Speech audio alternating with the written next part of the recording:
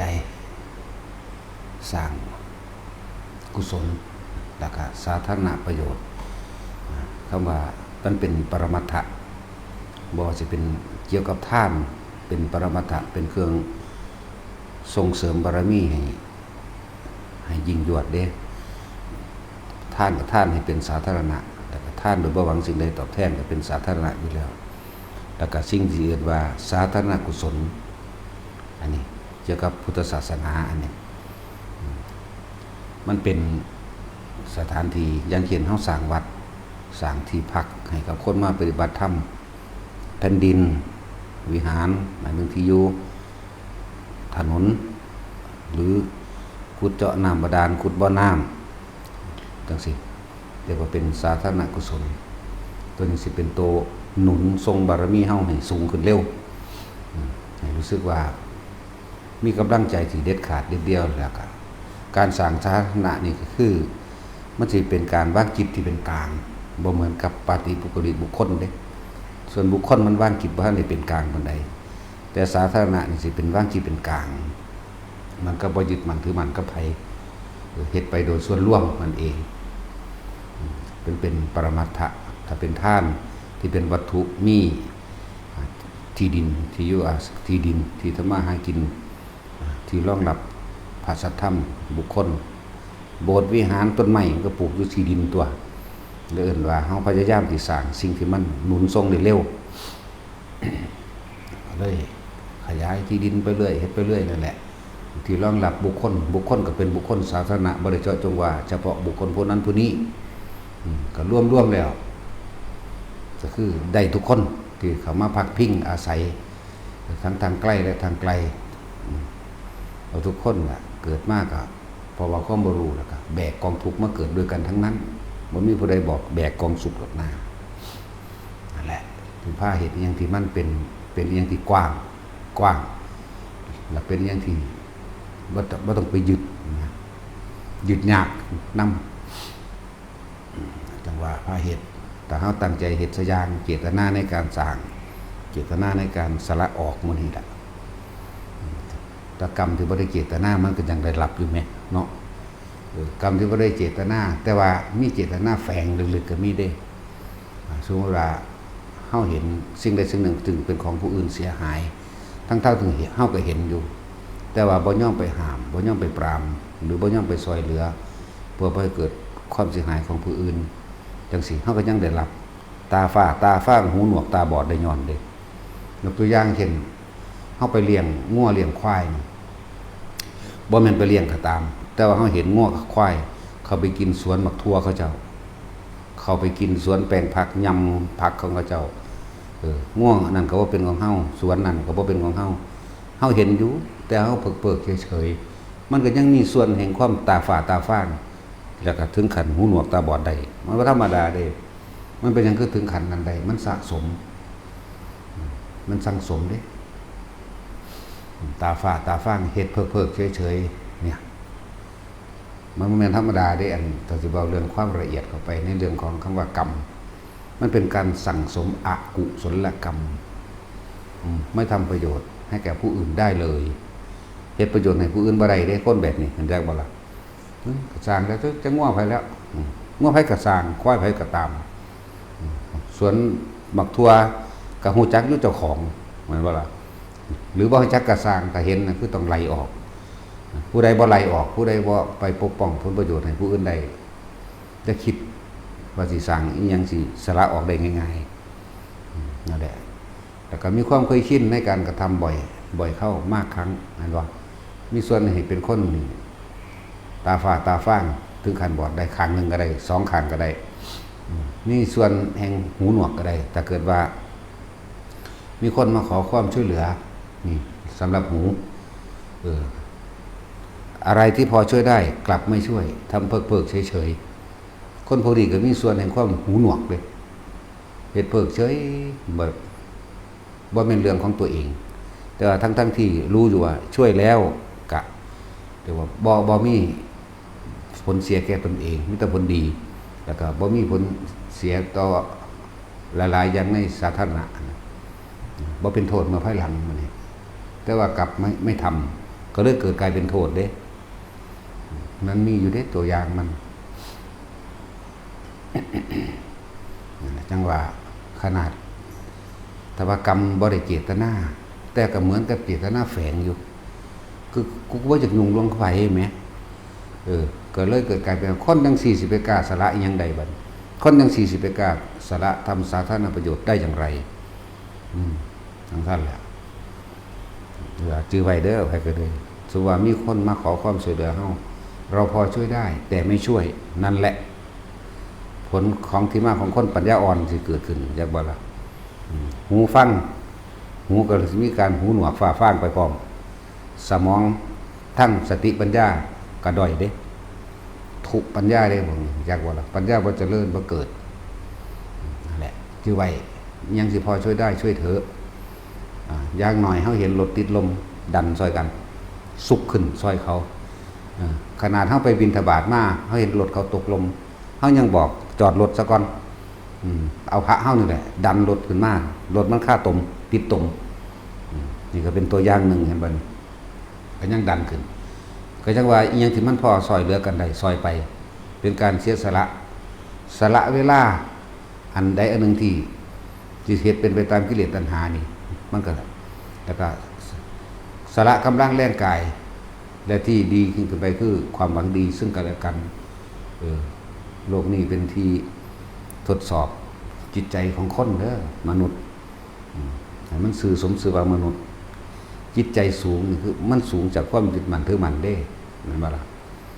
บัดนี้เฮาขี่รถไปตามถนนเฮาเห็น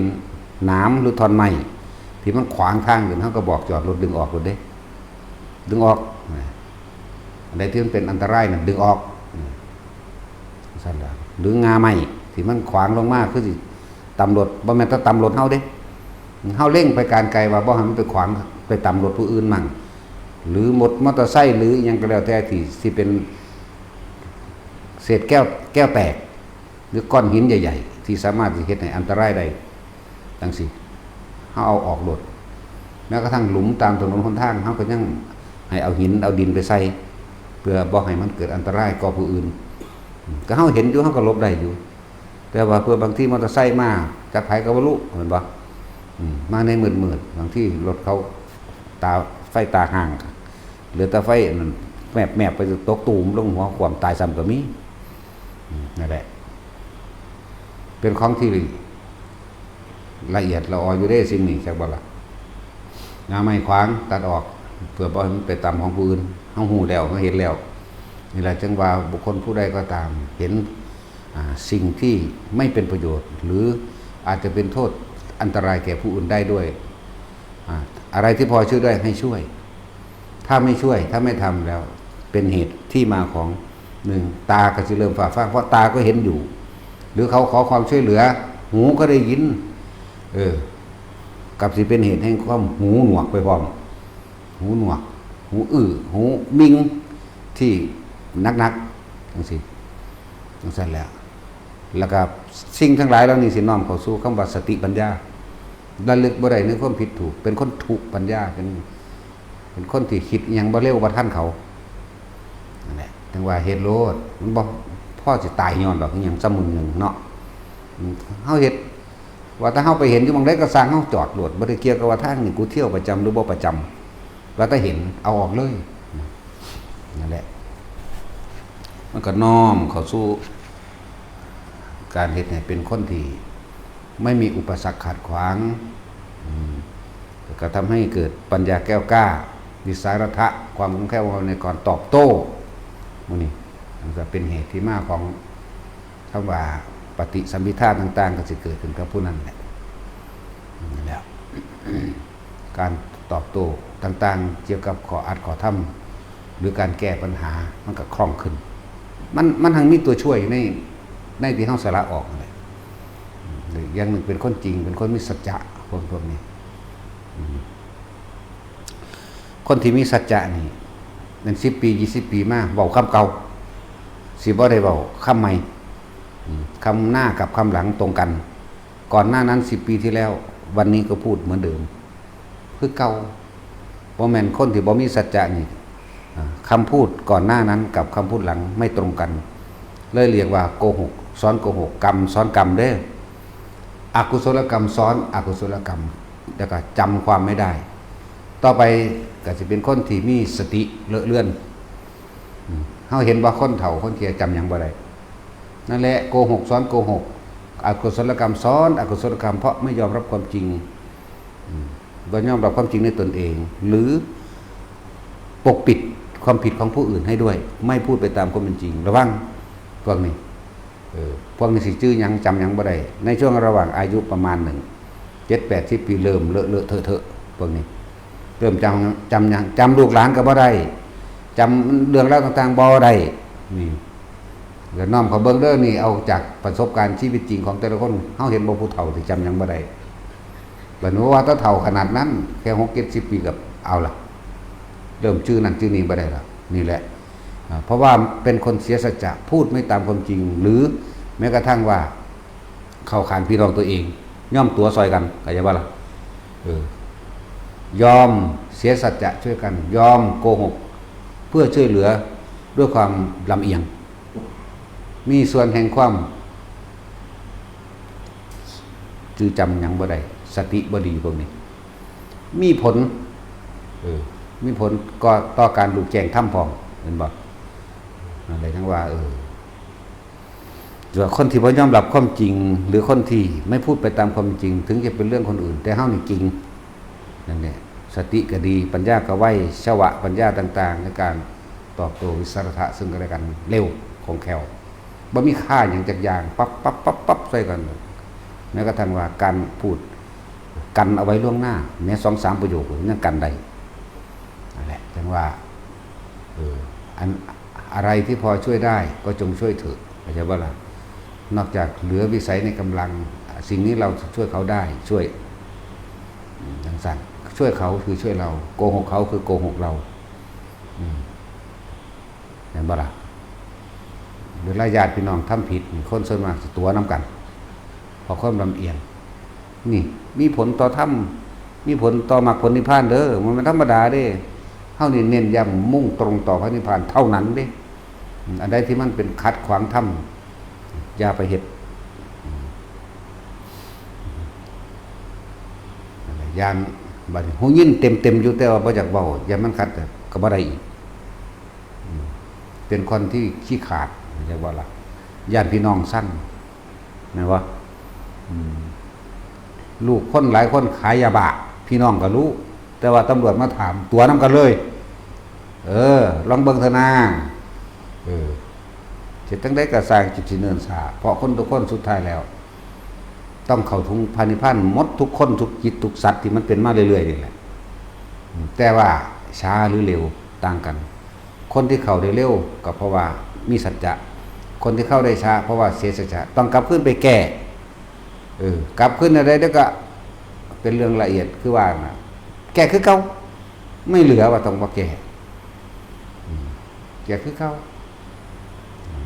ถึงว่าพวกเขาของคอหล่อไข่แหล่เล็กๆน้อยๆอย่าให้มันไปเสียไหมเนาะเป็นของเสริมปัญญาหรือเสริมความเสียสละแห่งตนเองก้อนหินหรือถนนที่มันเป็นหลุมบางสิพ่อเอาอีกยังไปช่วยได้เอายังไปกบเพื่อนได้ก็กบไปก้อนหินคูรูคิรีหรือท่อนไม้ท่อนฟืนท่อนไม้ที่มีอาจจะคาแขนนี่แต่ว่าเบิ่งแล้วมีตะปู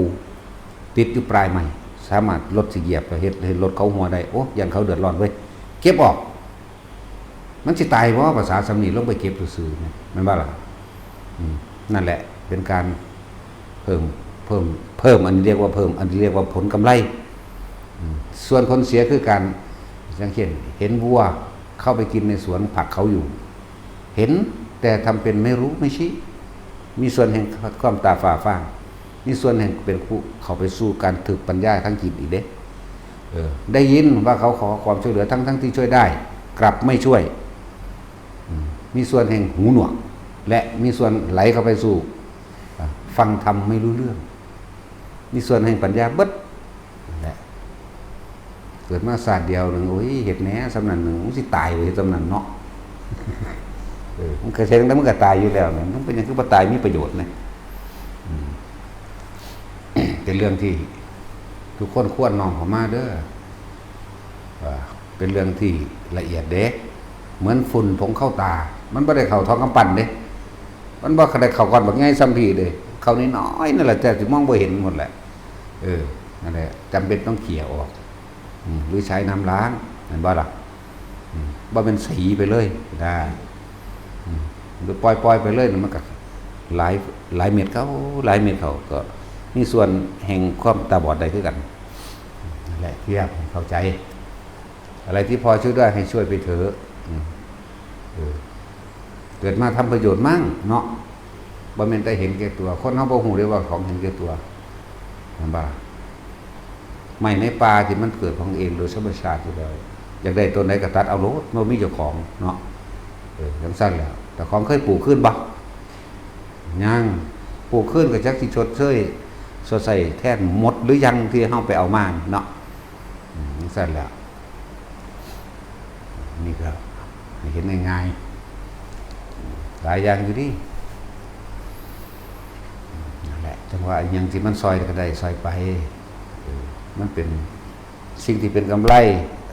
ตามทางสาธารณะกิ่งไม้งาไม้ที่มันขวางทางรถทางจราจรต่างๆตัดออกเก็บอย่างดีบ่ให้เป็นอันตรายต่อไปนี่เป็นกำไรในการทุกอย่างสะดวกถนนที่เป็นหลุมเกินไปหรือเป็นจัดเป็นอันตรายหาดินหาหินมาถมใส่นี่ก็เป็นกำไรจะบ่ล่ะนั่นแหละเป็นกำไรต่อไปพอเป็นกำไรต่อไปอีกเห็นรถเขาติดลมช่วยกันผลักดันให้ขึ้นเป็นกำไรต่อไปอีกเขาบอกรู้จักว่าไผเป็นไผบ่แม่นญาติเขามาขอความช่วยเหลือบางอย่างเฮาเบิ่งแล้วช่วยได้ช่วยแต่หมายถ้าตัวเองช่วยไม่ได้ก็จำเป็น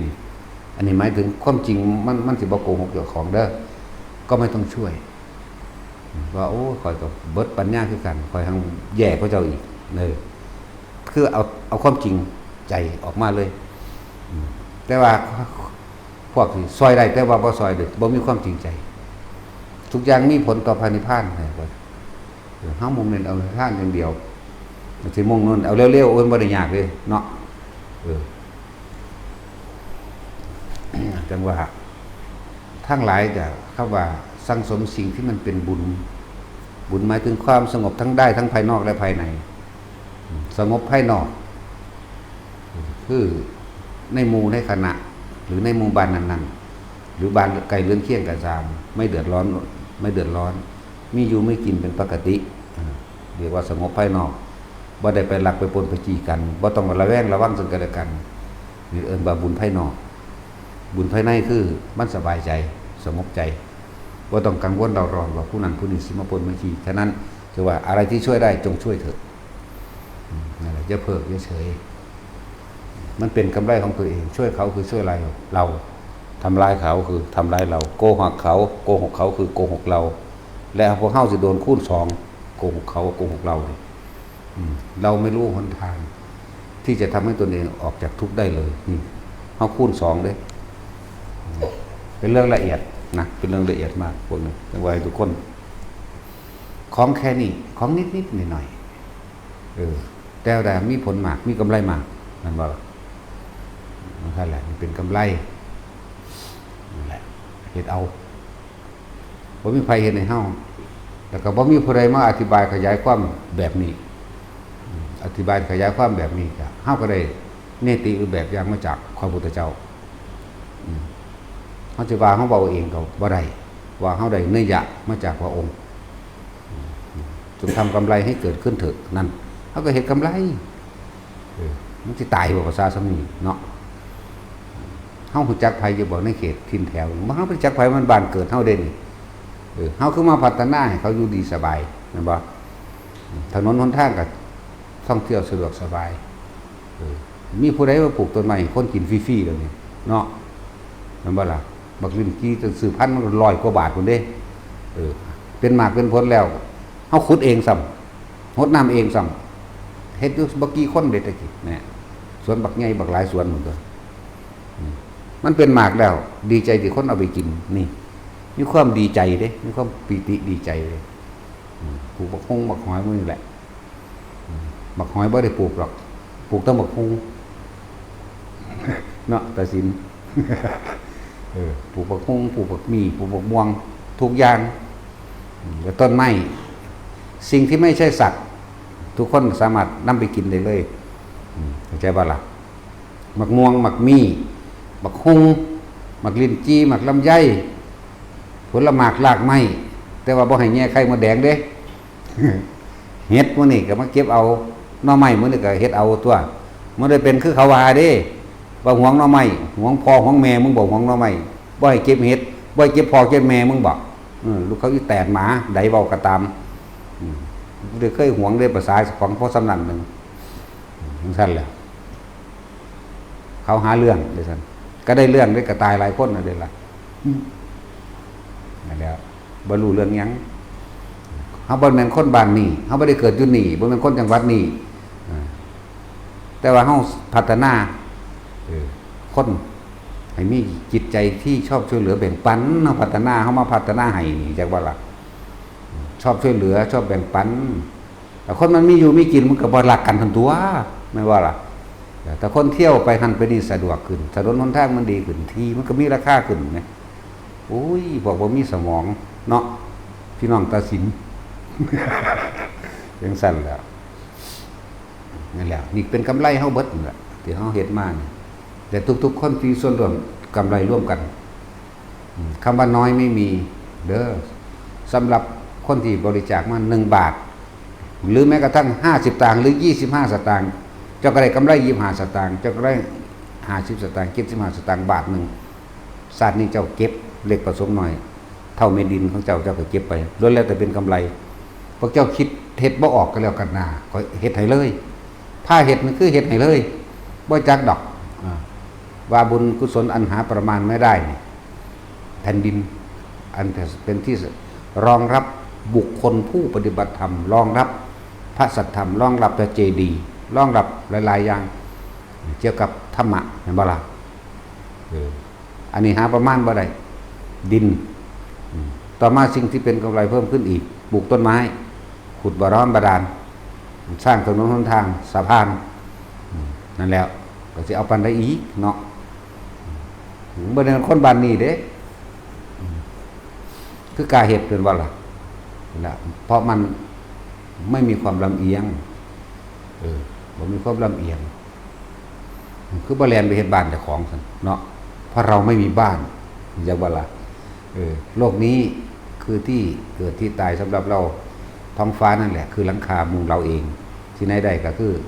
ท่านศีลภาวนาหรือศีลสมาธิได้ปัญญานี่แหละเฮาตายมันได้ก็ได้สบายมากจักว่าล่ะมันตายมาทุกเม็ดดินนั่นแหละอยู่ในโลกอันนี้เนาะนั่นแหละเฮ็ดแบบบ่มีความลำเอียงก็ปล่อยว่าง่ายตัวมันว่าซั่นแต่เฮ็ดแบบลำเอียงมันปล่อยบ่ได้เด้ตาค้อนก็ปล่อยจากเมียบ่ได้ยังก็สายายายสีมักยังก็อีซุ่มห่าง แต่ว่ามันก็คือซุ่มอีหลีเด้อีห่านี่เนาะกึ่งฟึ้งอยู่ตั้งอึมซึมอยู่ ซุ่มโอ้ยจะคืออีหยังบุเนาะก็สินใจยิ้มของเจ้าก็บ่ต่างกันดอก อันนั้นอีหยังบุอันนั้นก็เลยสักมันเป็นสารพัดสัตว์มันเทื่อเบิ่งอย่างหนึ่งก็ย่างขึ้นนกเพนกวินเนาะบาดมันสูงขึ้นปานฮิปโปเกียกตมสั่นแล้ว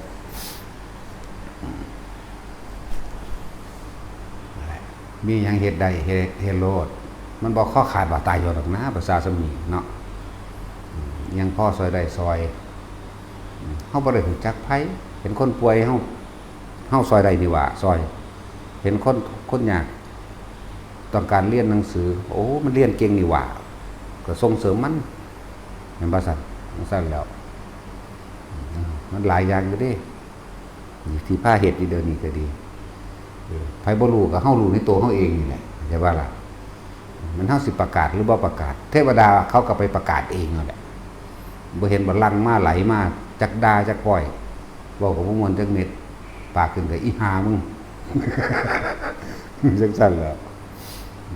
พวกบ่มีสมองไปจังซี่แล้วคือตาสินนี่เนาะสมชายมันน่ะบ่มีสมองนำกันเบิดตลอดเขาก็ยังมามันอยู่ชลบุรีพุ่นเด้ล่ะเดี๋ยวเขาก็ประกาศไปจังซั่นแหละนั่นแหละมั่นใจในความบริสุทธิ์ใจในการให้ตะเฮาบ่ได้ลำเอียงให้ไผเด้นี่จังแม่นผู้ใดหังดากูหังเฮ็ดเนาะดามาโลดขวางมาโลดนั่นแหละรู้จักบ่ว่าบันไดเรียกว่าบันไดก้าวย่างขึ้นสู่จุดสูงสุดคือความสำเร็จต่างๆในสิ่งที่เฮามุ่งมั่นอย่างนั้นมันเป็นที่ให้เฮาเหยียบเด่นอีพ่อใหญ่บัวเราสิบอกตลอดคำว่าม่านหรือคำว่าอุปสรรคขัดขวางนั่นแหละหินหลับปัญญานะไปทั้งใดกระสังสิ่งที่มึงขาดบ่ได้คือท่านมึงต้องนำหน้าตลอดไปทั้งใดมันบ่อึดบ่อยากหรอกก็แม่นของเพิ่นนี่เนาะขนาดไปหม่องบ่มีคนก็บ่อึดบ่อยากเด้อล่ะแปลกบ่ล่ะคือว่าแล้วว่าอันนี้มันคนเห็นบ่เห็นนำเห็นแต่ผีเห็นแต่ผีจังว่าเฮาบ่ได้ย่านไผสิ่งบุคคลที่น่ากลัวที่สุดคือตัวเราเองเด้บ่แม่นคนอื่นเด้ทำร้ายเขาคือทำร้ายเราเอาเปรียบเขาคือเอาเปรียบเราโกหกเขาคือโกหกเราจักบ่ล่ะขัดขวางเขาคือขัดขวางเราตัวเราเองเด้บ่แม่นว่าย่านเรื่องไปตีไปต่อยบ่แม่นแบบนั้นเด้บ่ตีได้ยิ่งเอาเลยเนาะเมื่อยวะนั่นแหละพอทุกสิ่งทุกอย่างก็อยู่ที่เราเด้บ่แม่นผู้อื่นเลยโลกนี้บ่มีใครกำหนดเด้ตัวเองต้องกำหนดตนเองฉันเลือกเองเฮาต้องเลือกด้วยตัวเฮาเองแต่เฮาสิเลือกกับความรู้อันใดเฮาเลือกเอาความรู้ของพระพุทธเจ้าเฮามั่นใจในโพธิปัญญาความตรัสรู้ของพระพุทธเจ้าใครควรรับพิจารณาไปแล้วมันเห็นบ่ได้มันก็เห็นสรุปลงได้ในความเห็นตนเองที่ตัวเองสรุปนั่นแหละสิ่งที่เพิ่นสั่งสอนและแสดงมาเฮาก็ใครควรพิจารณาตามโอ้มันแม่นของเพิ่นแน่บัดเหลือแต่ว่าประสบการณ์ที่พวกเฮาเฮ็ดลงไปเฮาสิทนได้กิ่งบ่เนาะเฮาสิขันติบารมีได้กิ่งบ่คือขันติวาทีดาบทนี่โหบ่ได้ดอกเฮากูฆ่าแมงก็โลดคือมาฆ่ากูนี่เนาะนอกแต่สินขันติวาทีดาบทเลี้ยงพ่อเลี้ยงแม่พ่อแม่ตายแล้วสมบัติ80โกฏเอาออกแจกท่านให้เบิดนะครับไปบวชเป็นฤาษีจังซั่นครับบวชเป็นฤาษีแล้วมื้อนึงต้องการเกลือสงสัยสิอยากกินหมักสมหม้อ เกลือกับหมักสมหม้อมันคู่กันแต่เมื่อกี้อยู่ซั่นนั่นก็เลยมาเหาะลงมาสู่วรรณอุทยานของกษัตริย์ตัวนี้กษัตริย์ก็ขี่เมาสตินั่งสนมก็10กว่าพุ่นบัดนี้ห่มใส่อยู่นั่นล่ะเขาก็เลยต้องการหยังดอกแค่ต้องการเกลือเอามาเอาเกลือพอได้กินกับหมักสมหม้อกับหมักคำปอมแต่พอดีก็พระราชามันเมาเหล้าดื่มมันก็เลยนอนหลับพวกนั้นเขาก็เลยเห็นฤาษีลงมาเขาก็ต้องการบุญกุศลเขาก็ต้องการฟังธรรมเขาก็เลยไปห่มใส่แต่ว่ามีนั่งสนมผู้หนึ่งสิกษัตริย์มันนอนหลับพระราชามันนอนหลับอยู่ที่ตักมันอิจฉาหมู่อีหานเนาะพวกนั้นเขาเข้าไปไหว้ฤาษีไปฟังธรรมเด้ซั่นเป็นก็สะกิดให้พระราชาผู้นี้ตื่นขึ้นดิคนมันเมาอยู่แล้วเนาะไปเห็นเขาห่มใส่ฤาษีก็ศูนย์วือใส่เขากับอีหานี่แหละเป็นผู้สะกิดขึ้นฮอดกับเซ่สายเซ่ขวาไว้ก็ไปต่อว่าฤาษีการบำเพ็ญเป็นฤาษีนี่มีดีแบบใดมันก็สอนแสดงธรรมเป็นปกติธรรมดาถึงเขาเจตนาก้าวร้ายก็สร้างแต่เพิ่นก็สอนเด้บำเพ็ญอีหยังเรียกว่าบันเทิงขันติบารมีขันติมันดีแนวใดขันติทำขันติปรมังตโพธิติขาเนี่ยนิพพานังปรมังวัตันติวัตัญญูนิหิปภะชิโตปรูปคาติสมโนโหติปรังวิหิทยันโตความอดความทนเป็นเครื่องข่มกิเลสได้ดีเป็นเครื่องข่มอารมณ์ในการยับยั้งชั่งใจได้ดีเป็นหนทางของผู้สงบระงับและเป็นหนทางแห่งพระนิพพานนั่นกษัตริย์สิทดลองเบิ่งมันว่าพอดีเซ่ไปเห็นเสนาอมาตย์แถวนั้นแนวมานี่เอาแสมาตีร้อยเถื่อถามมึงศูนย์บ่มึงโมโหมึงโกรธบ่มึงรู้ขันติมึงสิมีปานใด ขอให้ท่านจงมีความสุขเถิดนะสิ่งที่ท่านกระทำนี้ไม่ได้มีผลอะไรกับเรามีความอดทนอดกั้นอยู่ไม่มีความโกรธแม้แต่เพียงนิดหนึ่งแล้วหนึ่งมันสูงกว่าเก่าอีกอาดาบมากมันว่าฟันขอขาซะก่อนกับแข้งขาดเบิ่งดูมึงสิอดทนได้ขนาดใดเบิ่งดูขันติมึงสิฮอดขนาดใดเบิ่งดูมึงสิสงบระงับขนาดใดเบิ่งดูมึงสิมีสมณะสมณะยังมึงสิมีขนาดใดแบบฟันไปยามใดก็อวยพรให้ฟันไปยามใดก็อวยพรให้ขาแข้งขาโตยฟันขาโตยฟันแอวฟันเอิกไปมาฟันข้อมีจักว่าล่ะตั้งแต่เขาจะฟันข้อกำหนดรวบรวมสติในการทรงชาติเจริญชาติอวยพรเขาเสยเด้ทิ้งที่ท่านกระทำจงมีความสุขเถิดบุญรุ่นนะตายโดยจิตว่างเป็นกลางไปใส่สันทรงชาติพบมาโลกคนเดียวล่ะทั้งสั้นแล้ว ขนาดนั้นนะแผ่นดินสูบเล็ดนั่นก็ดีในศาสตร์นั่นก็ดีสรุปแล้วคือกับพระราชาบักฮานกับเทวทัตนั่นแหละอีหาให้นอนตาเกิดกับกิจมาในประกาคู่กันอีผีปอบสั้นแหละเพียงสั้นส่วนนั่งสนมพวกไปฟังธรรมก็คือบริวารของตนเองนะครับก็มีความเป็นมาอย่างสี่แต่ว่าพวกเข้าอยู่น้ำกันกระทบกระทั่งกันมันไม่ได้ซ้ำขันติว่าที่ดาบทดอกนาทำขอรอไปแหล่ไปเว้ากันเนี่ยมันเถียงกันตามหลักการอย่างอย่าเชื่อความเห็นของตนให้ลงมาฟังพระเจ้าว่าให้ทิ้งซะรู้เห็นรู้ปล่อยรู้วางหรือกระทบกระทั่งกันแล้วก็ทิ้งซะได้มันก็เกิดอารมณ์นั่นแหละมันจะเน้นย้ำมูภิกษุสงฆ์พระเฮาเด้อมียังกระบอกกันตามวินัยแต่ว่ามันเข่งคัดถึงกันว่าบางอย่างที่เฮาบ่เข้าใจได้เจตนาเจตนาได้เป็นตัวกรรมเจตนาได้ตัวเป็นตัวถูกหรือตัวผิดแต่จะบ่ล่ะบางอย่างเจ้าบอกไปปลูกต้นไม้ไปหลวงพ่อไม่ได้บอกมันบ่ล่ะแต่ว่าเจตนาของเขาไม่ได้ปลูกประดับประดาเพื่อความสวยงามหรือไม่ได้ปลูกเอาไว้เพื่อเป็นการค้าการขายเด้เขาปลูกเอาไว้เพื่อมูลสรรพสัตว์ต่างหากหรือปลูกเพื่อให้เกิดความร่มเย็นร่มเงาปลูกเพื่อเป็นทางหรือสังฆะวัตถุปลูกโดยอีกอย่างหนึ่งคือตามคำสั่งของครูอาจารย์พร้อมบ่แม่นจะไปจับผิดอาบัติทั้งสันติไปจิตตีทุรใจทุกฎจะไปเบาเหตุการณ์แบบนั้นนะนี่เตือนไว้ของเล็กๆน้อยๆแหละมันจะทะเลาะกันอย่าว่าละ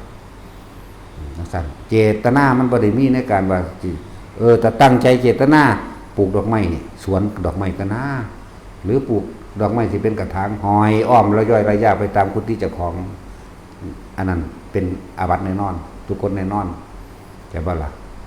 ห้อยมันปรับใส่ปาจิตติมันปรับใส่ได้สุอย่างนั่นแหละยังอกุศลให้เกิดในจิตบ่ล่ะพวกนี้แม่นได้ทั้งนั้นนั่นแหละบางอย่างพอบอกรถคนในวัดนี่แหละมันเสียบอกซ่อมให้เขาแน่แล้วมีอีกพวกนึงมาตำหนิว่าประจบประแจงคารวะเพื่อเกิดลาภสักการะบ่แมนรถคนในวัดคือคนใส่ในวัดบ่แมนคารวะทั้งอื่นแต่ว่าเป็นบุคคลผู้ร่วมสร้างกุศลสาธารณประโยชน์ด้วยกันจะไปวางให้กันแนวจังสันเจตนาของเขาหนึ่งก็ฮู้อยู่แล้วว่าเอาไว้ใส่งานในวัดนั่นบ่ล่ะแต่อีกอย่างหนึ่งก็ให้จำไว้เลยว่าหลวงพ่อเป็นผู้บอกอันไหนมันซอยเขาได้เฮ็ดให้เขาได้ก็เฮ็ดโลดบ่ผิดดอกแน่มันบ่แม่นฆ่าสัตว์ไหมหลวงพ่อไม่ได้บอกไปฆ่าสัตว์เด้นั่นว่าล่ะนอกจากคนมารังแกเบียดเบียนทำลายข่มเหงเฮาฆ่าแมงเลยนั่นฆ่าสัตว์จักว่าล่ะ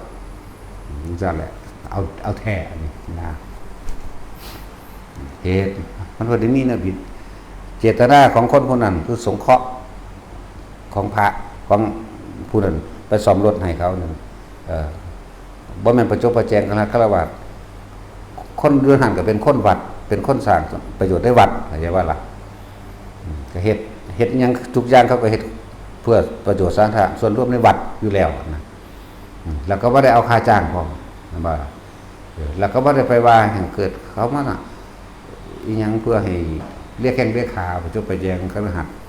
เพื่อให้เกิดลาภสักการะหรือเคารพนับถือบ่แม่นเขาบ่ได้มีเจตนานั้นถ้ามัน10 บาปมันพอเป็นผู้บาปเพราะมันพอมันสั่งกูนี่นาบาปมันบาปโดนนามันโตสำใดเนาะกูสิขี้มันเอง อย่างหนึ่งจำไว้อีกอย่างหนึ่งเข้าใจว่าบุคคลผู้เป็นอาบัติแล้วถึงจะลงอุโบสถกรรมรวมกันคนที่พอเปลี่ยนมันจะเอาความผิดมาจากทางใดเลยผู้หนึ่งกรรมไฟผู้หนึ่งบริกรรมนำแล้วว่ามันจะไปจุดมันจะเป็นมาจากทางใดมันไม่ได้มีส่วนใดส่วนเสียอย่างยกตัวอย่างหอดอุโบสถครั้งที่สองลงปาฏิโมกข์ครั้งที่สองของพระพุทธเจ้าห้องผมก็ได้ตัวการลงปาฏิโมกข์เพราะว่าถ้าปาฏิโมกข์ฉบับเต็มบ่แม่นฉบับที่เฮาสวดโดยนี้เข้าใจว่าล่ะโดยพวกเฮาฉบับเต็มคือฉบับที่พวกเฮาพากันสวด15คำ14คำนี้ทุกเดือนนี้นั่นบ่ล่ะอีกอย่างหนึ่งเพิ่นก็ลงแบบนี้มีภิกษุองค์หนึ่งเพิ่นบ่แสดงเข้าใจว่าล่ะในท่ามกลางหมู่สงฆ์เป็นพันๆอยู่ในหั่นพระพุทธเจ้านั่งอยู่บนบ่แสดงเพราะว่าเพราะความกรุณาแก่ภิกษุผู้มีอาบัติเพิ่นบ่แสดงเพราะเพิ่นบำเพ็ญมาด้วยความบริสุทธิ์ถ้าเกิดว่าเพิ่นแสดงอุทิศตังโขขึ้นแม้นิดนึงผู้นั้นภิกษุองค์นั้นก็สิหัวอกแตกตายหรือหัวแตกเป็นเจ็ดเชียงไหมก็ตำราเขียนไว้จังซั่นลักษณะนั้นแต่ว่าบุคคลบัดนี้จุดมันให้มาไข้ควรให้ทุกคนว่าคนอื่นๆที่บ่เป็นนั่นน่ะมีโทษหรือบ่ได้มีนะซึ่งหลายๆคนมารังเกียจกันตรงนี้ว่าบ่ลงสังฆกรรมบ่ลงนั่นนี่นำเลยเกิดกลายเป็นเรื่องระหองระแหงกันไปทั้งโลกปัจจุบันจริงๆมันบ่แม่นแบบนั้นมันบ่เป็นแบบบ่ได้เป็นโทษนํเขาโทษก็โทษแต่เขาเองนะบ่อยากให้ลงทำสังฆกรรมนำยันแต่ของเป็นโทษนำมันบ่เป็นดอกรังเกียจแบบว่าบ่อยากให้ว่ายันแต่ของเป็นโทษคือความยึดมั่นถือมั่นของเจ้าของเองนั่นแหละเข้าใจว่าละบัดตัวเองนั่นแหละเป็นโทษเพราะเจ้าไปแบกอีกอย่างกับแนวสั่นคือสั่งให้ไปซ่อมรถให้เขาหรือให้ไปเฮ็ดก่อสร้างอะไรอันหนึ่งก็เขาสั่งเองเป็นก็มันเป็นแต่หลวงพ่อสั่งผู้สั่งที่เป็นนั่นแหละย้อนมาพี่ก็ได้บ่ได้ยากบ่แม่นไปรังเกียจกันแล้วไปเว้าเอาเนาะแงะใส่กันนั่นแหละบ่ท่านออกซื้อได้พระอยู่ตะไลนั่นแหละจนถึงขั้นว่ามาขอศึกยาเฮ็ดแนวนั้นคนหนึ่งมันตั้งใจมาคนนิพพานอีกคนหนึ่งรังเกียจจะไปยึดเป็นแบบนั้นเจตนาของเขาแค่ว่าสงเคราะห์เพื่อให้ลดแล่นไปได้ซื่อๆแล้วก็บ่แม่นการประชุมประแจงฆราวาสพวกผู้นั้นเป็นไผก็คนทำงานในวัดนี้อันนี้บ่อยากให้เขาลงนั่นนี่นำเห็นบ่ล่ะท่านคนที่เป็นโทษเป็นทุกข์ต้องได้เป็นทั้งสองฝ่ายนั่นแต่บ่ล่ะทั้งสั้นจะหาเหตุแนวนั้นมันบ่ได้เป็นโทษดอกโทษเพราะว่าเจ้าของเขาไปยึดบ่ยึดตัวเองเลยกังวลเองตัวเองกังวลเองผู้ถือว่าก็กังวลเหมือนกันอันนี้บ่มีโทษเข้าใจว่าล่ะแม้นเขาสิร่วมนำก็บ่มีโทษดอกภิกษุองค์นั้นที่เขาร่วมอุโบสถกรรมสมัยพุทธเจ้าที่แสดงครั้งที่สองเพิ่นก็เลยบ่มีการแสดงครั้งที่สอง6 ทุ่มตอนเช้าถ้า2 โมงเช้าเที่ยงแล้วพระเจ้าค่ะบ่าย 3แล้ว6 โมงแล้ว2 ทุ่มแล้ว6 ทุ่มแล้วพระเจ้าค่ะพระเจ้าบอกว่าภิกษุไม่บริสุทธิ์แต่พวกที่บริสุทธิ์ที่แล้วก็บ่เห็นเป็นโทษหยังเด้ล่ะเห็นบ่ล่ะพระโมคคัลลาภาษาลิบุตรพระอานนท์แล้วก็เป็นพันๆอยู่ในหันอยู่ในอาคารวิสาขารมาตาเนี่ยบ่พันในแม่นบ่ทันแม่นจักอาคารหยังล่ะบ่แม่นอันนี้คนละเรื่องบ่ทันในแม่นแล้วพวกนั่งอยู่หันบ่เห็นว่าสิกังวลเดาร้อนอีหยังเลยแม่นบ่พระที่เต็มอยู่ในหันนะพระอานนท์เพิ่นก็กังวลแต่ว่าญาณพระพุทธเจ้าบ่ได้พักผ่อนเพิ่นยังถาม2 ทุ่มแล้วพระเจ้าค่ะเพิ่นนั่งมาแต่2 โมงเช้าสันแล้วแม่นบ่เที่ยงแล้วนั่นนี่ก็ไล่ไปนะเดี๋ยวพวกนั้นคือบ่มีโทษคือบ่ฮ้อนคือบ่ไหม้เขาคือบ่กังวลคือบ่ร้อนเขาคือบ่ได้เก็บมาคิดภิกษุแต่ละองค์มีเครื่องอยู่แต่ละองค์ผู้ชำนาญในชั้นที่1ที่2ที่3ที่4หรือสมาบัติ8เขาเจ้าก็อยู่ของเขาเท่านั้นองค์นั้นก็ปกปิดมันก็เป็นของเล็กน้อยนึงพระองค์ปกปิดอาบัติบ่แสดงอาบัตินั่นแหละจังให้พระโมคคัลลาขึ้นตรวจสอบ อโมกขลายมันจังมีเหตุแน่กับเข้าสู่ก็เรื่องโอ้เจ้านี่ก็แค่ว่าเป็นปาจิตตีหนึ่งแล้วผู้อื่นบ่ได้มีเดือดร้อนเด้ล่ะเข้าใจบ่ล่ะพวกนั้นอยู่ใกล้ๆบ่ฮ้อนบ่ร้อนบ่กังวลสิ่งใดเลยมันบ่มีโทษที่เขาพากันเว้ามาแหละจังว่าเตือนไว้อย่าไปถือขนาดถือโดยที่ตัวเองใส่ความเห็นของเจ้าของเองเขาจะบ่นี่บ่ได้เข้าไปเบิ่งว่าเจตนาหรือบ่เจตนานี่แหมเจตนาเป็นตัวกรรมด้วยล่ะเจตนาได้เป็นตัวกรรมเขาบ่ได้เจตนาว่าเฮ็ดแนวนั้นเขาเฮ็ดตามคำสั่งของพ่อเขาก็เฮ็ดเพื่อสงเคราะห์เขาก็บ่ได้เอาค่าจ้างพร้อมเขาก็บ่ได้อีหยังพร้อมนั่นแหละแต่ว่าให้พากันถอนความเห็นตรงนั้นออกมันบ่ผิดดอกว่าซั่นก็ฮ้อนใหม่ตายบ่ซั่นตัวอยู่หั่นแต่ผู้นึงผิดจะไปผิดนำกันแหมเนาะผู้สีอยากได้เมียเฮายังบ่ฮ้อนใหม่นำเนาะเนาะผู้สีนั่นเห็นว่ายอมรับอยู่ก่อนนี่ต้องยอมรับเด้ เอาว่าเขาเอาอยากได้เมียบ่ผู้สีห่วยมันสิมีผู้เอาอยู่บ่ขาน้อยว่าซั่นอยากเอาอยู่เด้ เอาอีกแล้วพอกูอีกใจเป็นวีเอาอีกแล้วพอกูถึงได้อีกแล้วนั่นแหละเราหยอกกันแหละหังอีหลีเด้เป็นข้อจริงเลยว่าโอ้ยพ่อเอาไปเผาถิ่มแล้วสิไปอยากได้ไผอีกว่ะมีหนึ่งผีบ้าอยู่ตลาดเอาซะเด้อ ไปบินบ่าพ่อกันดูอยู่ดอกถ้าเรื่องมันเขาเกิดจับมันทุ่มใส่พื้นอยู่ มันเมาเรานั่นแหละคือมาคนต้องยอมรับความจริงก็จังจากใดความจริงมันเป็นเรื่องน่าอายยังดอกเรื่องสมุนีเนาะพอเฮาเกิดผิดพลาดมาแล้วเพราะว่าเราไม่ยอมรับความจริงเราจึงไม่ถึงความจริงเข้าใจว่าล่ะเพราะเราไม่ยอมรับความจริงเราเชื่อความเห็นตัวเองอย่างหนึ่งแล้วก็เราเชื่อผู้อื่นได้ด้วยคือเขาว่าศรัทธ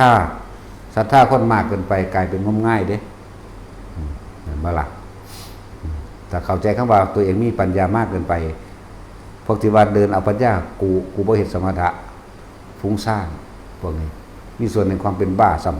ำคิดว่าเจ้าของบรรลุนี่เห็นบ่ล่ะห้วยพวกอรหันต์มันฝึกหลายได้2ระบ2บ่อรหันต์ได้เกิดขึ้นแล้วไปทำงานก่อสร้างตัวนี้ อีกผู้หนึ่งก็เป็นอนาคามีได้ลูก2อนาคามีได้ลูก2อรหันต์เฮ็ดงานก่อสร้างอีกผู้หนึ่งก็ขาดยา 3พวกนกว่าตัวของบรรลุยาหาเบาแนวจังซั่นนะสิไป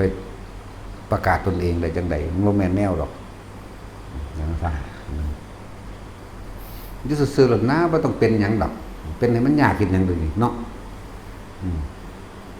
เป็นพานเป็นเฮาเป็นคนพานนี่แหละเป็นนำแมงเบิ่นผู้ใดมาอยู่กับปู่เนาะในทางที่บ่ดีนะพานแม่อันนี้นี่ พานทึ่ง จากพานทึ่งบ่จำไว้แต่ละคนยังที่เป็นประโยชน์เป็นสาธารณะกุศลมันเป็นกำไรเฮาเบิดช่วยเหลือผู้อื่นโดยบ่เจาะจงเป็นสังฆะเป็นสังฆะวัตถุโดยวัตถุมั่งแล้วก็เป็นสังฆะโดยสงฆ์คือไม่จำเพาะเจาะจงโดยหมู่สงฆ์ก็ไม่จำเพาะเจาะจงโดยคนก็บ่จำเพาะเจาะจงนั่นแหละเขาจึงว่าเลือกหนีออกจากบ้านอย่าไปอยู่ใกล้บ้านแล้วก็อย่าไปอยู่ใกล้ยังที่มีพี่น้องเรียกว่ามันสิเกรงใจมันสิบ่สามารถทำตามธรรมได้เด้จังว่าผู้ใดสิบวชจะเอาดีนะอย่าบวชอยู่บ้านเด้เดี๋ยวพี่น้องก็มาหาญาติมาหาหมู่พวกมาหามันเลยมีความเกรงอกเกรงใจเฮ็ดอิหยังก็เกรงอกเกรงใจเนาะมันเลยบ่เข้าถึงธรรมเลยบ่อาจสามารถปฏิบัติตามพระวินัยของพระพุทธเจ้าได้เพราะว่าค่าเกรงอกเกรงใจมันเลยบ่เข้าถึงธรรมคือความจริงได้พร้อมอันที่คำบอกง่ายๆนี่ละเอียดเด้สิบอกให้เด้อนั่นแล้วบางที่บางหม่องกลายเป็นวัดครอบครัวก็มีเด้วัดครอบครัวฟังดีๆพวกวัดครอบครัวนั่นน่ะ พ่อกับแม่ลุงป่าเอาตลอดทั้งน้องสาวพี่สาวเอากระถินบ่เฮาเขาคุยกันเห็นบ่ล่ะพิมพ์ซ่องเท่าใดก็หาเงินมาได้มาแล้วก็ใส่ในครอบครัวนี่ก็มีอยากว่ามันบ่เป็นสาธารณะนี่แหละบวชอยู่บ้านได้เป็นเจ้าอาวาสแน่แล้วก็เอาระบาดบางที่ผู้พ่อก็ถือวิสาสะเด้มีเงินบำมสิตัวก็บ่ไรบ่เดียวโดยเข้าใจว่าเป็นพ่อบ่ได้ตัดออกว่าบทตามธรรมวินัยของพระพุทธเจ้าจักบ่ล่ะมีอยู่แล้วเอาเท่าใดล่ะเอาจัก50,000แน่เอามาให้โดดเด้ลำเอียงเด้นี่จักบ่นั่นแหละเขาเอิ้นว่าครอบครัวบัดนี้สิ่งของใดก็สร้างมันเก็บไว้ให้ญาติพี่น้องมีลูกมีหลานให้ลูกให้หลานให้ญาติพี่น้องให้พ่อให้แม่จังซี่พ่อแม่นี่ยกไว้โดยส่วนหนึ่งคือเฮาเต็มใจให้ตั้งหากเด้คนละอย่างกันเด้กับผู้หนึ่งมาสั่งเอาพ่อแม่สั่งเอาเหมือนกับกบินภิกษุแม่กับน้องสาวอยากได้หยังเอาคนเอาเลยจังว่าล่ะเพราะว่านี่ลูกกูผู้ใดก็อ้ายกูผู้น้องสาวก็ว่าอ้ายกูจะเอาหยังกูก็เอาผู้ใดมาตำหนิบ่ได้กูด่าเติดเปิงบัดนี้ภิกษุผู้นั้นก็เดือความลำเอียงก็เข้าข้างไปเลยเด้เข้าข้างแม่เข้าข้างน้องสาวก็เลยอันเฮาสงเคราะห์เองโดยธรรมโดยวินัยก็คนละอย่างแต่ว่าถ้าลำเอียงนี่จักบ่ได้ลำเอียงถูกจัดแต่งพร้อมแม่นี่จัดแต่งพร้อม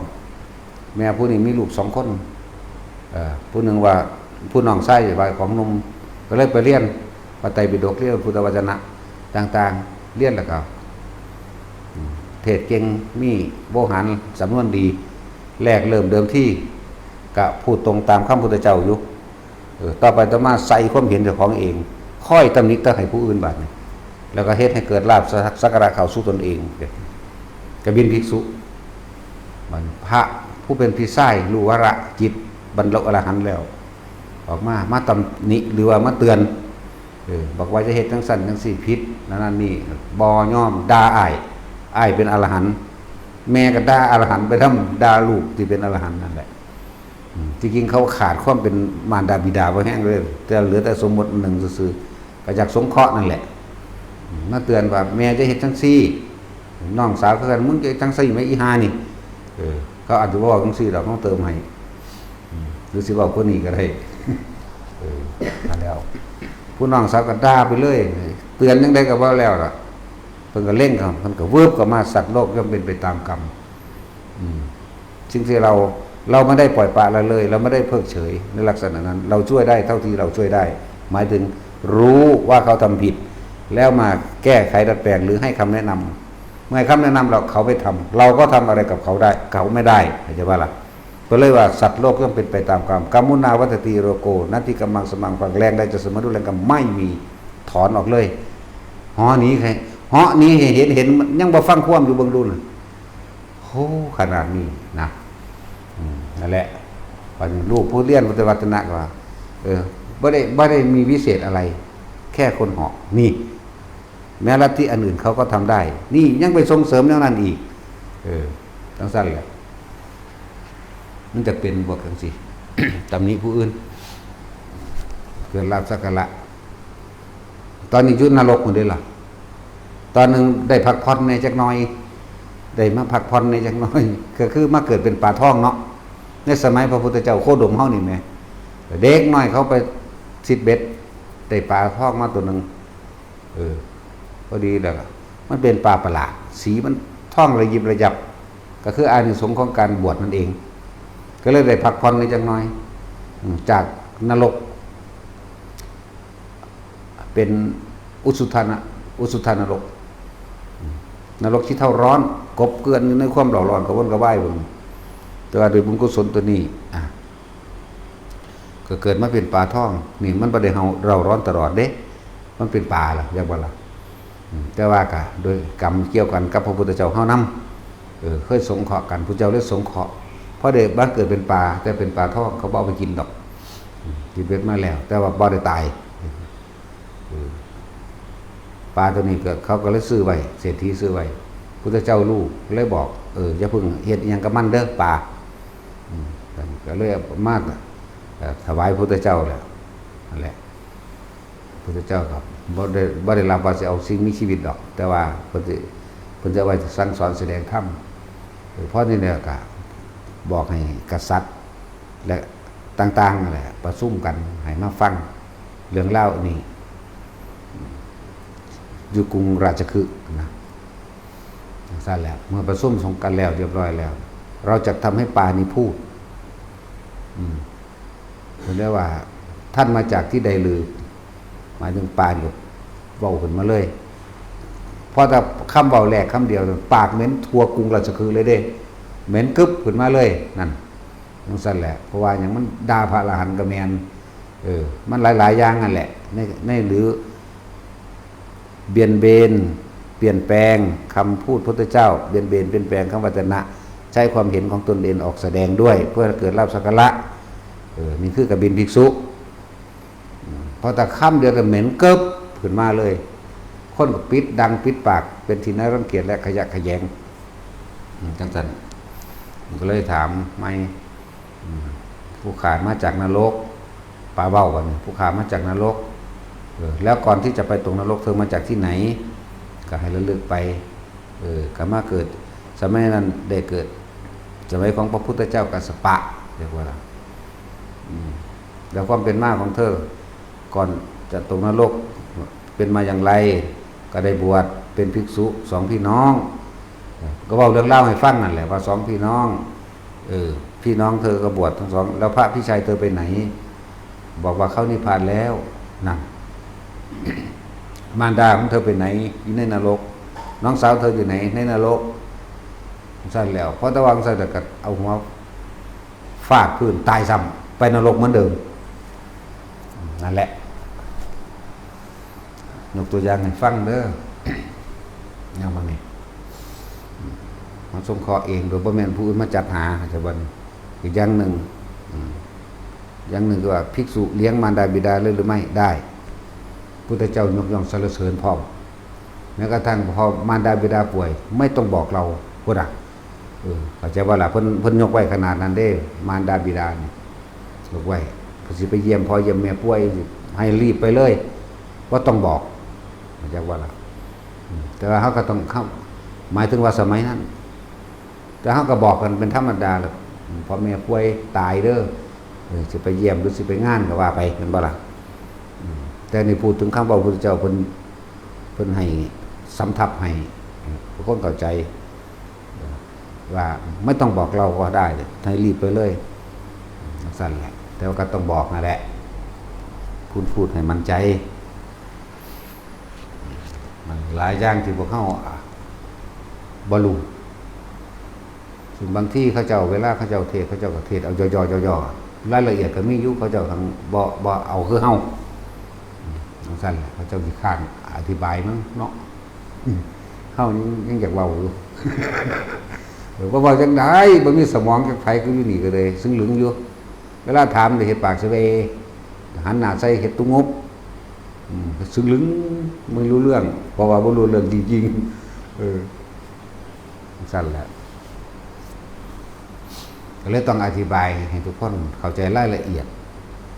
พวกเฮามันอยู่ในยุคนัยยะพูดบ่อยๆพูดซ้ำซากพูดซ้ำๆพูดซากให้ความเห็นหลายๆแบบว่านัยยะ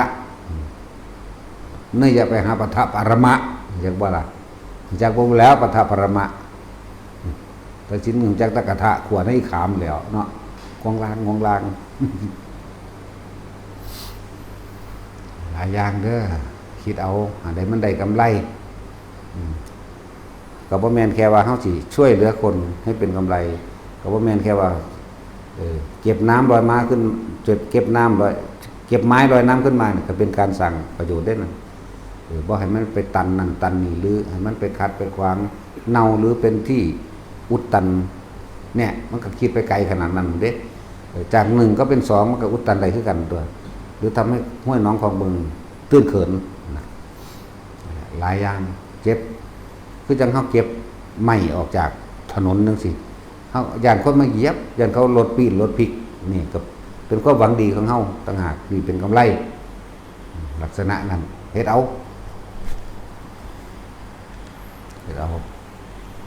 มันบ่แม่นของยากเพราะสิเป็นเรื่องข้อขาดบาดตายปานนั้นเนาะซั่นแล้วให้เฮ็ดเอามันล้วนแล้วถ้าเป็นการสละความเห็นแก่ตัวทั้งเบิดได้นั่นน้อมเข้ามานี่ทั้งหมดนี่เพื่อให้เกิดการเสียสละความเห็นแก่ตัวของตัวเองนั่นแหละก็ยากอยู่เด้คนที่คิดมาเนาะมีแต่จมซ้ำเฮ้ยอยากหนีแมงได้มาเฮ็ดหลุมใส่ดีว่ะเนาะด่าเขาซ้ำทั้งที่โอ้มันหายากได้โอกาสการทำดีบ่ซั่นสิว่าทำดีทำยากเด้เนาะยากบ่ซั่นแต่สิพูดถึงเทียบคนในประเทศไทยเฮาก็70ล้านคนแล้วแม่แบ่งเป็นผู้ชายซะจัก30ล้านผู้หญิง40ล้านเนาะบัดนี้พวกอันเป็นพวกดีๆแน่ก็บวชซ้ำบวชสักเอาบวชให้หลายสูงสุดเด้อทั้งพระทั้งเนรบวชกัน300,000ติดคุกเด้20ล้านเนาะทั้งซั่นแล้วมันไกลกันอยู่เด้พวกกันผู้ชายเพิ่นติดคุกสัก20ล้านเนาะทั้งซั่นแล้ว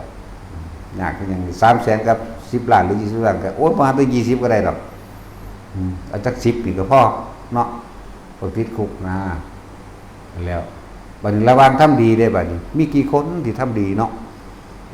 การทำดีนี่คือไม่เบียดเบียนทำร้ายผู้ใดผู้หนึ่งเสียชีวิตหรือทรัพย์สินเด้การทำดีแต่ว่าถ้าการทำเลวคือการเบียดเบียนทำให้ผู้ใดผู้หนึ่งเสียชีวิตหรือทรัพย์สินทั้งมนุษย์และอมนุษย์พร้อมหมดเด้เห็นบ่ล่ะก็อยู่ในคุกบักหลายตัวน่ะพวกบวชเด้อ้อเหาะแอแหะวัดละคน2คน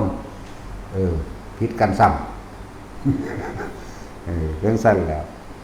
ว่าใกล้กันแน่กับผิดกันไม่ว่าใกล้กันนะนั่นแหละหลายอย่างที่พวกเขาต้องอาศัยอธิบาย บ่มีอธิบายกันพอเข้าใจกันแล้วกันหน้าไปก็ดีบอกว่าการทำดีมันทำยากเลยมันต้องฝืนใจทำเลยเนาะการทำดีการสร้างประโยชน์โดยไม่ได้หวังประโยชน์โดยว่ามีสิ่งใดตอบแทนโอ้ยเป็นยากก็ยังนี่เด้ถือว่าทำดีหรือทำสร้างประโยชน์แต่ว่ามีสิ่งตอบแทนได้เขาจังเห็นเนาะไม่ทหารแต่ว่ามีเงินเดือนบางแม่มันสิเป็นจะคนอยู่บ่วะเนาะตำรวจก็คือกันฟังพวกทหารตำรวจก็ดีถ้าว่ามีเงินเดือนว่ามีผู้ใดจ้างสู้ก็บ่ไปเป็นดอกเนาะอีหลีนั่นแหละคู่ก็คือกันทนายมื้อนี้แม่นว่าถ้าว่ามีคนจ้างมันก็สิไปเว้าให้เนาะทุกอย่างนั่นแหละถ้ามีผู้ใดจ้างสู้จะว่าสู้เสียสละเสียหาพ่อหาแม่สู้มีแต่พระเท่านั้นล่ะเสียบ่ได้มีผู้ใดจ้างเด้ล่ะเนาะแต่พระว่าเสียสละแล้วไผสิเสียเดี๋ยวนี้แม่ว่าล่ะบ่ได้มีเงินเดือนเด้นี่บ่ได้มียศเนาะจังซั่นแหละว่าก็ว่าคือเข้าข้างเลยบ่เข้าข้างเลยสิเข้าข้างไผเดี๋ยวนี้ก็สู้มีเงินเดือนแม่แถมซ้ำเอาคำว่าข้าราชการหรืออำนาจรัฐหรือหน้าที่มาแฝงเคลือบแฝงโดยการหาผลประโยชน์กินมนุษย์กินคนกินเลือดกินเนื้อด้วยกันเองเนาะเบิ่งรอดปูปลาที่เฮากินอยู่นั่นน่ะปูปลาหอยแครงแมลงภู่ปลาหมึกไล่แมงบ่ตุอย่างแมงคาริโซแมงอีดแมงละง่ำและหวกเสียจะหน้าและเสียจะหน้าเผาและอึ่งเผาทุกอย่างแมงแข้งงูเหี่ยวนี่กินแมงเบิดล่ะก็นั่นแหละคือเศษกรรมที่ได้รับจากบ่ล่ะพวกกินคนด้วยกันเองกินย่างเลือดเย็นคือเฮาเวลาเฮาเอาปลามาถิ่มใส่ไฟเฮาบ่ได้ย่านว่าเขาสิฮ้อนจังเลยเด้เนาะเหมือนกันกับพวกโกงกินนั่นบ่ได้คิดว่าผู้อื่นสิเดือดร้อนทั้งเม็ดเด้นั่นแหละเวลาตัวเองฮ้อนเองเป็นอะไรล่ะดิ้นพวดออกจากไฟนั่นแล้วดิ้นออกจากไฟตัวตัวตะของก็เฮ็ดกับเขาแบบพวกเฮาก็บ่ได้คิดว่าเขาสิฮ้อนจังเม็ดเนาะพวกเฮาเฮ็ดนี่เนาะเหมือนกันกับพวกข้าราชการโกงก็บ่ได้คิดว่าผู้อื่นสิเดือดร้อนสักหน่อยบ่ได้คิดเห็นเป็นเหยื่อมันก็สิเอาอย่างเดียวนั่นแหละก็จงไปรับกรรมดุจดังปลานั่นดุจดังไก่นั่นดุจดังเป็ดนั่นดุจดังวัวนั่นควายนั่นดุจดังหอยแครงนั่นแมลงภู่นั่น ห็นบ่ล่ะหอยแข้งมันมีบ่ได้ขาเพิ่นเด้เนาะเห็นบ่เจ้าขาซะก่อนบ่เจ้าจังเอาไปลวกแม่นบ่ล่ะบ่นะเนาะจักสิตีหัวมันอยู่หม่องใด จังซั่นแล้วแต่ว่าปลาช่อนปลาดุกปลาเข็งจักว่าเข็งบ่เนาะว่าเดี๋ยวเนาะบ่จักสักแมงดอกว่าเป็นกูไหมเนาะเพราะว่ามีการศึกษาแล้วสั่นตัวหอยแข้งตำน้ำเดือดๆเทลวกลงเลยเนาะหอยแมลงภู่พร้อมบ่ฮึจังสั่นแล้วกุ้งบังโทจังกุ้งน้ำจืดเท่ามันตัวน่ะแก็บกินแมงข้าปากในน้ำมันเนาะเฮาบ่ได้ย่านได้ว่าเขาสิเก็บจักหน่อยนี่เหมือนกันกับพวกข้าราชการโกงชื่อไว้รอดสู้บ่รอดกันแล้วกันล่ะนะ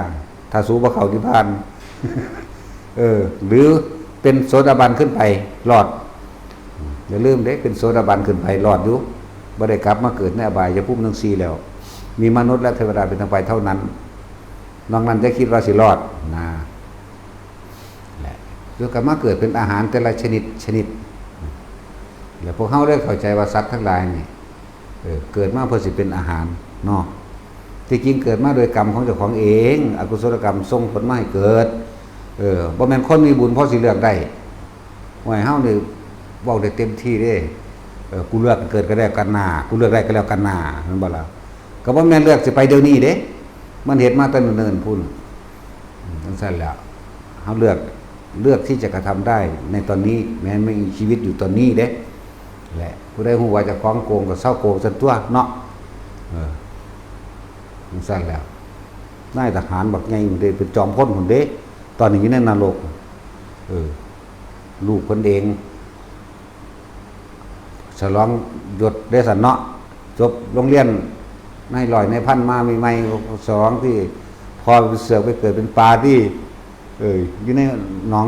หลังบ้านเพิ่นนั่นแหละครับว่านห้ำลงไปพากันตักเอาที่ถือมาโอ้พอดีกินเลยมีแต่ตัวเหมาะส่วนผู้พอมันเป็นปลาอยู่แล้วมันเห็นมันหูเด้มันระลึกได้อยู่เด้พอได้นี่มันว่าอย่ากินพอได้อย่ากินพอได้นะเขาสิหูจักหยังนั่นแหละกรรมอกุศลกรรมเวลามันให้ผลเฮ็ดจังซั่นแล้วบัดผู้ลูกมันก็สิไปรู้ว่ามันเป็นปลาแล้วเนาะวันนี้เขาก็ไปจับได้เขากับมีดตัวบางปัวถูกหัวปัวสักดึกๆเขาเลยอาฆาตลูกซ้ำจิตสุดท้ายตายในขณะเดียวกันตกนรกเฉยแล้วเดี๋ยวนี้ในนรกบ่แม่นนรกแบบอุสุทะเด้มหาวิกีสมัยเพราะมันกินคนมามากเรียกว่าล่ะแล้วออกซื้อก็ได้ทั้งบ่ออกออกซื้อก็ได้บอกซื้อก็ได้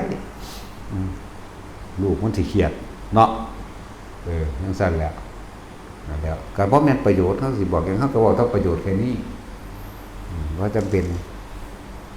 มาเป็นคติเตือนใจแต่ละคนตัวเวลาเสพกรรมเขาบริยานปลาตัวนั้นเจ็บเด้ทั้งที่ปลาตัวนั้นเป็นพ่อเขาแล้วก็มันคนละศาสตร์แล้วบ่เป็นนั่นคือกรรมดอกเข้าใจว่าล่ะมันคนละศาสตร์แล้วบ่เป็นปลาอะไรที่พวกเขาเห็นปลาเป็นอาหารแล้วเบิ่งเป็นตาแซ่บเนาะรสเด้เนาะว่าตาสินก็ส่วนจะกินงัวกินหยังอยู่น้ำทางตาจรมื้อนั้นแล้วเห็นงัวตาแซ่บแท้ว่าตาสินก็ส่วนจะกินดูอยู่เด้เนาะว่าเป็นตาแซ่บแล้วก้อยหน้าเนาะเฮาสั่นแล้วเห็นเป็ดจังซี่บ่เห็ดอำบ่วะเนาะเคยกินอำเป็ดบ่ตาสินลาบเป็ดใส่เลือดเป็ดบ่ได้เว้าเรื่องนึงกินได้บาดนี่ลาบเป็ดลาบสุกซะก่อนดอกแต่ว่าเขาเอาเลือดเป็ดใส่นั่นแล้วแซ่บอยากกินก้อยว่ะอยากว่าเจ้าตาสินตะกี้มันพากันก้อยเด้อทั้งนี้เขาใส่ซับรหัสว่าสุกดอกยางซั่นโอ้ยก้อยงัวก็ก้อยโลดเนาะบ่หาแต่เบียงเบียนดอกมันตัวเจ้าของตัวนั้นนะเดี๋ยวพูดถึงว่าพวกเฮาคนทั้งหลายนี่เห็นสัตว์นี่เป็นอาหารอันใดกินบ่ได้เป็นที่รังเกียจขี้เข็บแม่งอดมื้อนี้แม่นบ่ล่ะขี้เข็บแม่งอดแม่งเง่า กิ่งกือ เป็นที่รังเกียจได้บัดนี่แมงมุมอหยังต่างๆเนาะแมงมุมใหญ่คือเบิ่งกินเนาะสั่นได้คือว่าพากินยุ่งแน่นอนรุ่นพวกเกิดก้อนนี่นะกูคือสร้างยุ่งไปนะ ถ้ากินยุ่งนี่คือสิดีเนาะมันสิได้ดับศูนย์พันธุ์มันในหามึงนี่โอ้ยก็บ่ฮู้จักภาพวิธีกรรมวิธีกินยุ่งนี่เว้ยบัดกินเนื้ออื่นก็กินอยู่เนาะ พอเหลืองนั่งกินไปแล้วไว้ก็เกิดว่าหากินซ้ำตายมันจะมีหามึงอย่างชีวิตนี่เนาะเฮ็ดจังได๋กินจังสิแซ่บนอยุ่งนี่นะ มันคือบ่หลายคักแท้ไปหม้องใดก็บ่อึดเด้เนาะเขาบ่มีเครื่องดูดออกมาเป็นก้อนไว้อัดก้อนไว้บ่เนาะหรือสิพาหมู่กินซะเนาะคุณนี่ นั่นแหละ สัตว์ใดกินบ่ได้เป็นที่รังเกียจยุ่งก็เป็นที่น่ารังเกียจแมงมุมกิ้งกือใส่เดือนแมงบ่งขนและแมงบ่งหานตวดโลดแมงบ่งหานก็เลย เป็นที่รังเกียจเด้เขาก็คาทิ้มเขาว่ามันเป็นอันตรายว่าแต่เห็นงูขอนมาสูแล้วลัดโลดเนาะนั่นแหละส่วนมากคือพวกโกงกินย่างเลือดเย็นกินร่างแกข่มเหงกินคนทุกข์คนยากพร้อมบ่ได้รู้จักว่าเขาเดือดร้อนยังล่ะเล่งใส่รถอันใดสิเอาใดเอาพวกนี้นั่นแหละซุมื้อนี้ยิ่งข้าราชการต่างๆนี่เฮาบ่เชื่อเลยเฮาถือว่าบุกรุกเฮาอย่างเดียวเลยมึงสิมาในหน้าที่ใดก็สร้างแม่มึงกูตีอย่างเดียวเพราะว่าหยังมันสิใส่คำว่าอำนาจใส่คำว่ากฎหมายใส่คำว่ามันข่มขู่เฮาหาส่วนประโยชน์ส่วนตัวใส่มันเองเด้นั่นนำตีฮอดเฮือนเหมือนเด้ใหญ่นี้แล้วบักคานก็เลย นำไปหม่องมันใหญ่กว่าของเฮาแม่โคตรแม่มึงนี่ ห่วยเฮาบ่ได้ถือว่าเวรจรกรรมด้วยกันไม่จองเวรเด้เฮานี่เวรย่อมระงับด้วยการฆ่าเจ้ากรรมนายเวรเด้เฮาบ่ได้สอนเด้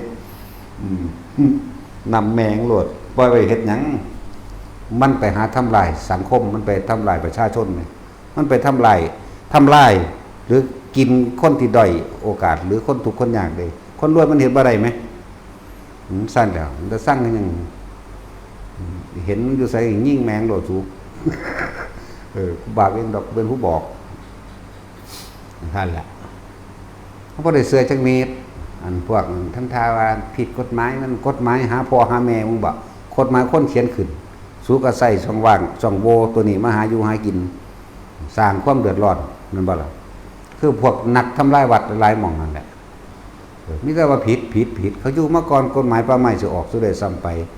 ภาษาเศษกระดาษซุมาเขียนขึ้นเมื่อภายหลังมาสี่ผิดสี่ถูกแต่ความเดือดร้อนตามความเป็นจริงของประชาชนแท้ๆมันบ่เห็นเด้คือวัดหลวงพ่อร่วงกฎไปใส่แล้วคนป่วยรับผิดชอบอยู่บ่เฮ็ดเขาหรอกโอ้ยลูกเขาอีสันดานหมาแม่มึงนี่เนาะไปหาเฮ็ดใส่เขาล่ะคนป่วยไปใส่บัดนี่เขาก็ป่วยอยู่แล้วเป็นที่รังเกียจอยู่แล้วบ่มีผู้รับผิดชอบแล้วมันรับผิดชอบอยู่บ่พวกไปหาเฮ็ดแบบนั้นแหละก็ให้เบิ่งความเดือดร้อนแหน่เอาแต่คำว่าผิดกฎหมายเนี่ยที่จริงบ่ผิดจักอย่างซะเลยซ้ำไปแต่ว่าหาเรื่องให้มันผิดบ่โกงกูเห็นมันโกงจังซี่นั่นแหละเฮาจึงว่าบ่เชื่อเลยพวกจังซี่ในเมื่อเฮาบ่เคยไปทำลายให้ผู้ใดเสียอยู่ในทรัพย์สินบ่มีผู้ใดเดือดร้อนแต่กลับมาเฮ็ดกับเฮาจึงบอกว่าทุกคนเด้อป้องกันตนเองให้ป้องกันตัวเองประชาชนบ้านเมืองก็เลยร่วมตัวกันในแม้หมู่บ้านก็เลยข้าราชการหม่องใดอำเภอใดจังหวัดใดก็ร่วมหุ่มกันไปใส่ปึกมันก็หนีถึงตัวใส่เถื่อนฆ่ากันก่อนจึงเรียกร้องในภายหลังจักบ่ล่ะทำนั้นเป็นเรื่องสะกอนเรียกร้องมันสู่คนหลายบ่ได้ดอกกฎหมายก็คนเขียนขึ้นมาตัดสินยืนยันแก่เศษกระดาษนั่นบ่ล่ะในหลวงเพิ่นราชการที่9เพิ่นก็ประท่านอันโอวาทไว้อยู่ได้ล่ะเนาะยังก็คือ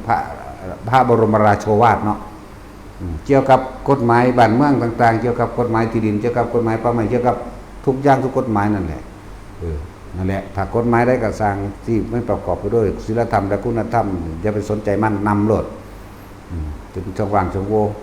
จังซี่ล่ะคือสร้างวัดสร้างยากมันเป็นแมวหยังจังสิไปยากบ่นั่นมันเป็นหม่องซอยเหลือคนซ้ำแหม ซอยเหลือคนให้พ้นทุกข์เลยเด้บ่แม่นแค่ว่าซอยเหลือน้ำท่วมเด้บ่แม่นแค่นี้เด้มันยิ่งกว่านั้นอีกนั่นแหละอยู่นำกันรวมกันแทนที่จะพึ่งพาอาศัยซึ่งกันและกัน โลกนี้ยาวนานด้วยเมตตาเด้แต่สัตว์โลกขาดคุณธรรมขาดเมตตาแล้วเป็นอันว่าเสื่อมละที่ตาโลกมันขาดเมตตาแล้วขาดกรุณาขาดมุทิตาขาดอุเบกขาแล้วตัวเลื่อนว่าโลกาศิวินาศนั่นว่าล่ะทั้งสั้นแล้วภัยธรรมชาติมันเป็นธรรมชาติเด้ไปหาโยนความผิดให้ตะมั่นหลายธรรมชาติมันไม่ได้เกิดขึ้นเองเด้ทุกอย่างย่อมมีเหตุเรียกว่าล่ะภัยธรรมชาติไม่ได้เกิดขึ้นเองเพราะทั้งหลายหรือสิ่งทั้งหลายย่อมเกิดแก่เหตุจิตใจของเจ้าของโลภค้นโลภคักไปเจาะดินขุดเอาสินแร่ต่างๆลิเธียมยูเรเนียมเอิร์ธสารพัดตะสิแร่ดีบุกต่างๆขุดน้ำมูกน้ำมันขุดเห็นป่ะสันเจาะแผ่นดินกับถล่มเนี่ยวันนี้เป็นภัยธรรมชาติเนาะแม่นได้บัดนี้ฝนตกรุนแรงและน้ำท่วมลมพายุใหญ่พัดไปมันบ่แม่นภัยธรรมชาติธรรมชาตินั่นจะเกิดได้เหตุโดยใจของคนโลภคือกันตัดต้นไม้พวกกลมป้าไม้แหละไปขายไม้แต่คักๆนั่นแหละที่เป็นแมงพวกใดเลยเนาะเข้ามากับก็สิสรรหาได้ไม้ไปขายบักหลายๆตัวแต่มึงแพงคือหีเมียมึงรู้มึงสิกล้าขายอยู่บ่วะเนาะมาสิแม่มึงจังสั่นล่ะกูได้ด่าแล้วขายไม้เฮ็ดเป็นสัมปทานออกกฎหมายตีตาว่าถูกกฎหมายทำทายกโครงการนั่นโครงการนี่ไปชดเชยที่ไหนได้ต้นไม้นั่นพ่อแม่มึงปลูกไว้บ่แม่นบ่ล่ะโพดพ่อคนแม่งก็บ่อายุยืนปานกกไม้นั่นเด้ล่ะมึงไปขายเนาะจังซั่นตัวไปตัดแล้วก็เกิดกลายจนเป็นภูเขาหัวโล้นฝนตกมามันก็บ่มีแนวต้านลมต้านน้ำบ่มีเครื่องดูดซึมซับน้ำแผ่นดินกับโกรกกับบวงกับกวงแผ่นดินกับเป็นลุกเป็นบ่อฝนตกมากกับมีแนวต้านลมและต้านน้ำก็เกิดน้ำท่วมแผ่นดินถล่มมันตัวจังสั้นแล้วกับพวกใดแล้วสันดานมาใดละเห็ดแต่พวกมันพวกกบป่าใหม่นั่นว่าล่ะลองมึงหักแพงคือหีเมียมึงรู้บักใดอีใดแม่มึงนี่เนาะมันสิขายอยู่บอกว่าขายผู้อื่นนั่นว่าบ่มันบ่เฮ็ดดอกแต่ถ้าเท่าๆมันก็อาจจะขายก็ได้บ่มีผู้ซื้อเหมือนกันกับต้นไม้มันผุแล้วบ่มีผู้ไปตัดเนาะเมียมันเฒ่าแล้วไผสิเอาตัดสินเอาซะเจ้าอีหลีนั่นแหล้วอันเว้าหัวนี่ก็จริงเด้ล่ะต้นไม้มันผุแล้วเป็นตอแล้วไผสิเอาเนาะคือคนเฒ่าแล้วไผสิเอาไปเป็นเมียตะปูสีเฒ่าๆก็บ่เอาได้ล่ะรุ่นนั้นล่ะสั่นล่ะมันบ่แม่นธรรมชาติอย่าไปโยนความผิดให้ตะมันใจคนนั่นแหละความโลภของคนนั่นแหละนั่นแหละบาดนี้บัดสร้างวัดคือมหันนี่บุกลุกป่าลุกโคตรพ่อคนแม่มึงบอกที่นี่มันเป็นที่สันนิษฐานกินไปเบิดแล้วเนาะพระอยู่ไสกับป่าอยู่หันได้บาดนี้มันมีแต่ใส่คำว่ากฎหมายเมื่อกฎหมายกักๆนี่แล้วนึกว่าล่ะหาสวบกินบ่สนใจความเดือดร้อนของไผเด้แล้วเธอเว้าย่างอยู่เด้อันนี้วันนี้มั่นไปหนาลงบ่เป็นหลวงปู่น้อยแต่ว่าเรื่องนี้เอาแต่ว่านั้น